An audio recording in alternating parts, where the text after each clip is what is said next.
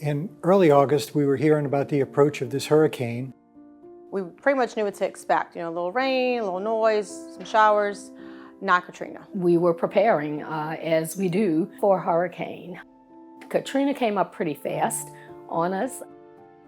My office on the 13th floor of Charity Hospital had its windows blown in, and we made our way outside, and there was minimal puddles in there.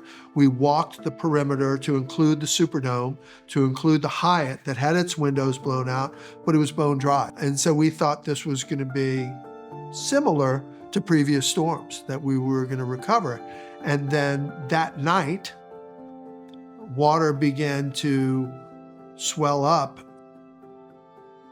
Just when I thought we were finished with this storm, the break in the levee came. And that changed, of course, it changed everything. They actually woke us up at midnight. We had just laid down. I was a day shift nurse. Woke us up and said, you gotta get up, it's flooding. The water was coming in through the walls. So we got out of the room, went to see just how we could pitch in to help.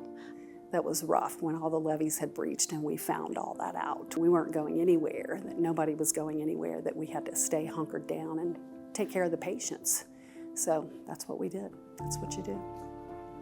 During that period is when the reports started coming in of all the catastrophic damages that were happening inside of New Orleans and all of the mass flooding and the amount of facilities. We were finding out one at a time which facilities were affected, which really reduced the amount of options that we had in order to move patients around the region. We had no lighting, no air conditioner, or any of the things like that. By the time people figured out the levees had broken, we had already lost generator power, so we had no contact with the outside world. We just only knew what we knew inside the hospital and what we were given by the administration at that time.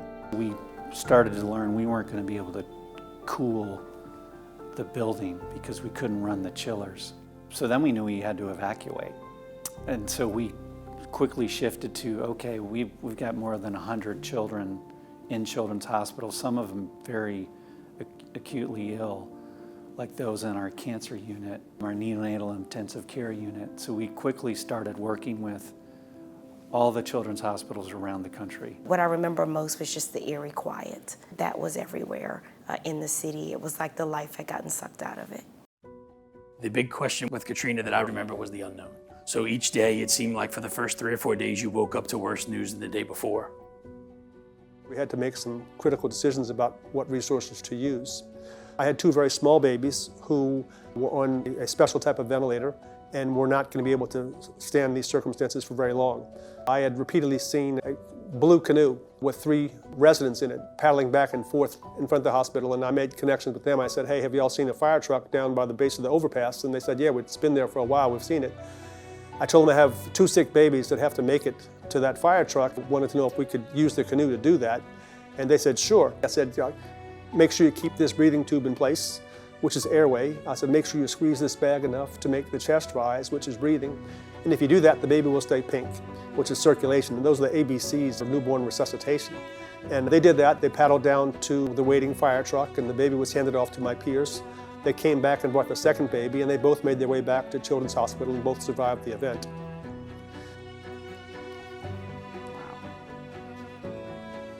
This was one of our called frequent flyers, a child that we had known really well that was in the hospital a lot. Obviously, he was there during Katrina, and his parents were not with him. So it was just, they relied on us to take care of him. It was just ironic that I always took care of him, and I was the one that got him out. He went to Rep Peds, where he was later relocated with his family. I remember I had a Suburban. We took all the seats out of it, and I had a 14-year-old child on a ventilator. The respiratory therapist was in my Suburban and actually had to hand pump the respiratory equipment for that child. Ultimately, we've got, I think there were 33 kids. They all went to Kansas City on a big C-130 that we organized with the Missouri National Guard to take those children. At that point, Children's Hospital didn't even have a helipad. We commandeered a baseball field at Alderman Park and knocked down the hedgerow between our parking lot and the baseball field. And I stood in the middle of it with my GPS, and that became a landing zone for helicopters. At the time, we were on a paper medical record. We didn't have Epic. So we had to send these, with our cancer patients, these massive records. Weeks later, we learned that we did all of that without any loss of life and without any loss of medical record. I could never forget this one patient who was in his early 30s who needed a heart transplant. There was concern that we're gonna run out of gas, and when we run out of gas, he would pass away. We actually started siphoning gas out of cars that was in our parking lot to put in a generator that was solely running to keep his biventricular device running. It's called a BiVAD. Day 3 or day 4, we were able to get a portable device from Texas. We had a physician fly in on a helicopter with a portable device and to get him evacuated. Being inside of the hospital and seeing the processes move, change, redevelop, and the staff was phenomenal in caring for the patients, even though we were all going through our own personal situations. If I had to pick a team or family, I would have that team surrounding me today, just because of that camaraderie that took place. It didn't matter who you were. If you were a doctor, you were a nurse, you were housekeeping, you were just a good human and did what needed to be done to get safe, to get people out, to get babies out, to get the sick out. It was really heartwarming to see. We go into healthcare because we want to help people. And when you walk through those doors, whatever's going on at home is set aside and you're there for that patient. We made sure that those patients felt safe and cared for and that everything was going to be okay. Like we were going to be okay. That theme of resilience and self-sufficiency and resourcefulness, that has permeated this community. There came hearing all sorts of news stories of what was going to happen.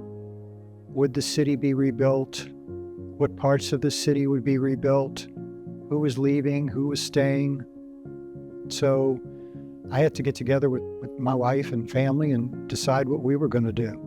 And then talk to my partners. It wasn't long of a discussion that we all decided to stay, and we were gonna build it back up.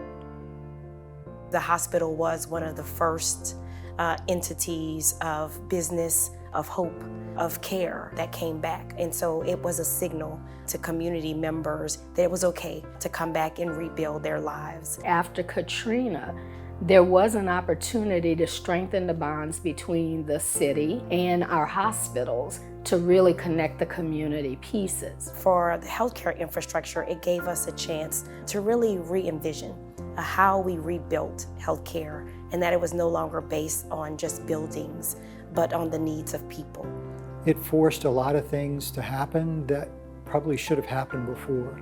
The coming together of everyone to work together to accomplish what should be good for all as opposed to individuals. And so if you need a level 1 trauma center, it's going down to UMC. If you need community care and primary care and access, then we have that in New Orleans East and on the West Bank in Jefferson Parish and all across the metropolitan area. If you need state-of-the-art stroke care, then you can get that now at our Neurological Center of Excellence at West Jeff. And we didn't have that continuity of care before that we have built now. At the same time, we embraced an electronic health record across the region that is incredibly successful in Epic. And so from a continuity of care standpoint, really important. And that elevates the healthcare of everybody in the region. Katrina was a story of failure, everything, failure from levee walls to governmental systems to you name it. But we didn't fail. We took care of the patients under our care and we took care of ourselves. We've been here for this community. Despite the difficult circumstances we were under at University Hospital, all of the babies survived. And in fact, across the entire metropolitan area, all the NICU patients across the city survived. And that's thanks to the heroic efforts of lots of physicians and NICU nurses and respiratory therapists and other people who helped keep these babies alive under some very difficult circumstances. That type of teamwork and what our employees and physicians and caregivers at Children's Hospital experienced at that time, it'll be part of our culture and our mission and what we do for the New Orleans community forever. We stand on the shoulders of giants. We stand on the shoulders of community giants that championed for this to happen, healthcare giants that stuck with it and made sure that we moved forward. We stand on the shoulders of giants who've contributed mightily to what is now a world-class facility and system.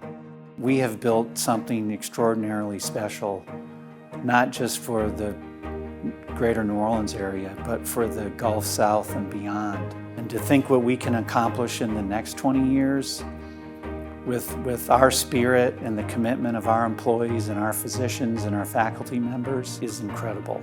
And we're going to be able to do it because we have wonderful people.